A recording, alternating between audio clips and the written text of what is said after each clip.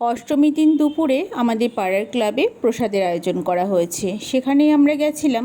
লুচি আলুর দম, খিচুড়ি, পাঁচ তরকারি থেকে পুষ্পান্ন সবই ছিল, তবে আমি ওই লুচি আলুর দমটাই খেয়েছিলাম, কারণ অষ্টমীর পুজো বলে। আমাদের বাড়ির নিয়ম অনুসারে অষ্টমীর দিন বাড়ির মেয়েরা অন্ন খায় না।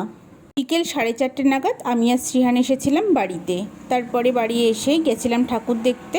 রেডি হয়ে আমি, মা, শ্রীহান আর মহারাজ গেলাম মাসির বাড়িতে। তারপরে ভাই, বোন ও মাসি সবাইকে সাথে নিয়ে গেছিলাম ঠাকুর দেখতে। পালপাড়ায় একটা ভালো প্যান্ডেল হয়েছে, সেটা দেখার জন্যই যাওয়া। তারপরে গেলাম ধুবুলিয়ার ঠিক আগে ওই দুর্গা মন্দির রয়েছে ওখানে।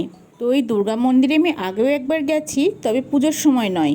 ওখানকার পরিবেশটা আমার এত ভালো লেগেছে। সব সময় তো কৃষ্ণনাম হচ্ছে, প্রচুর দর্শনার্থীদের ভিড় হয়েছে, প্রসাদ গ্রহণেরও ব্যবস্থা করা হয়েছে। সব থেকে বড় কথা, এত সুন্দর করে সাজানো হয়েছিল চারিপাশটা। দুজন এখানে খেলায় মত্ত। বাপির আজকে খুব ইচ্ছা ছিল আমাদের বাদকল্যায় ঠাকুর দেখাতে নিয়ে যাবে, কিন্তু আমি বেশি হাঁটতে পারি না, সেই জন্য সব কিছু চেঞ্জ করা হলো। পালপাড়ার ওই প্যান্ডেলটা দেখতে গিয়ে গাড়ি থেকে নেমে বেশ অনেকটা হাঁটতে হয়েছিল। মন্দিরের ভেতরে একটা নিরামিষ রেস্টুরেন্ট রয়েছে, তো ওখান থেকে আমরা চাউমিন খেয়ে নিলাম, কারণ রাতে বাড়ি গিয়ে আর কিছু খাবো না। সারাদিন লুচি টুচি খাওয়ার পর আর লুচি খেতে ভালো লাগছিল না।